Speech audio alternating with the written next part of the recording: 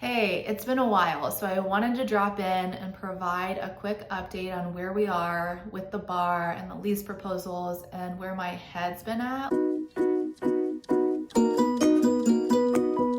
You may recall I put in 2 lease proposals in early October. They were both submitted around October 10th. I did hear back from one of them actually on Thanksgiving morning. The news was disappointing. It was a counter offer and it was super far off from my initial proposal that I wrote up with the agent and would require an additional at least $50,000 of investment to just get it to a place where we can move in. So that was not in the plan, and I will be canceling that option because it just doesn't make sense, and it doesn't make sense with the business plan to make that much more investment on this project. That was not my perfect location. It actually was a location that I felt was riskier, but I thought potentially we could get a good deal on it, or you could find that the builder and owners are amazing to work with. So I kind of just wanted to see where that one went. And now we know. On the flip side, location number 2 is my ideal location for the concept. It makes so much sense for what I'm going for and is one that I'm really, really excited about. This one I haven't heard back from, and that makes sense because this one is a little bit farther out in terms of completion. So this one might not be ready until early 2025. So we're a year or a little over a year out from it being ready. So it makes sense that I haven't heard back. They're probably weighing multiple lease proposals and offers and just trying to figure out what makes sense for this space. There are a few available spaces, so I'm sure there are a lot of moving pieces here, so we will wait patiently for feedback on that one. With that said, it has been 6 weeks, over 6 weeks since I submitted the lease proposals, and it's been a couple months now since deciding to pursue the cocktail bar. So I wanted to lay out some of my learnings and reflections and decisions since starting this journey in no particular order, kind of random, just whatever came to mind. So the first one is things take time, and nobody is on your timeline except for you. And I did not expect the lease feedback to take 6+ weeks, but sometimes that's just what happens. And you have to sit with this ambiguity of time and unknowns, and I'll get a little bit more into that shortly. Number 2 is a decision based on what's happened in the last few weeks and having researched all of the available commercial real estate in Columbus. And that is, if I don't get location number 2, I will be putting the bar on hold. And it is disappointing a bit to say that, but it's also a bit of a relief because I don't want to push forward something that is not going to work for me or just doesn't make sense. After looking at all the commercial real estate that's available, this one truly is the only one that makes sense for my concept, that I feel great about.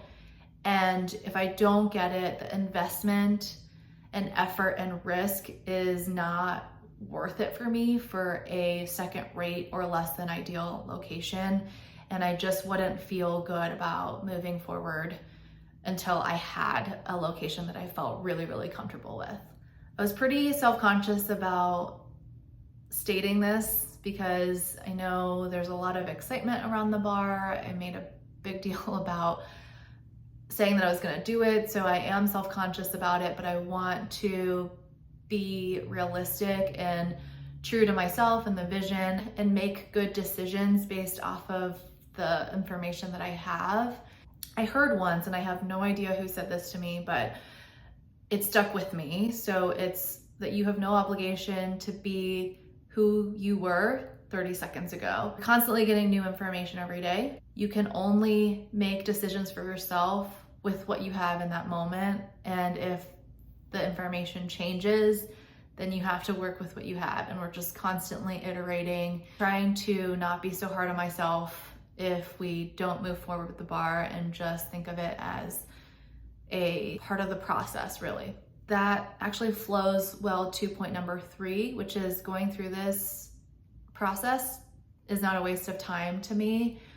I have learned so much about things I would have never knew. So starting a business, an LLC, liquor permits, requirements related to alcohol laws. And I think of it as putting all of the things that I've learned on a shelf to hopefully be able to pick back up later and not throwing it in the trash. Because if we do start this, whether that's in a month when we do hear back from location number 2, or when we pick it up in a few years, this is all information that will be used.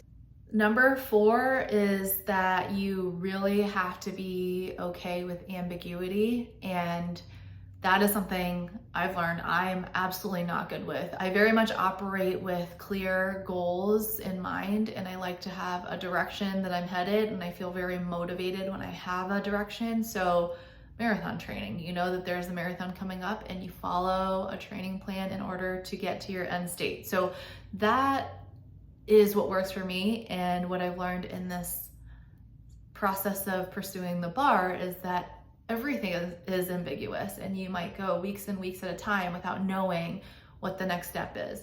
And for me, it was really hard to be motivated to research the next thing. So like I did try to research POS systems and try to research, glassware and interior design. For me, it was hard to keep that momentum when you don't even know what your foundation is. You don't know what space is going to look like or what the location is. And that led me to reflect a lot on every decision in life has a few things that we're juggling.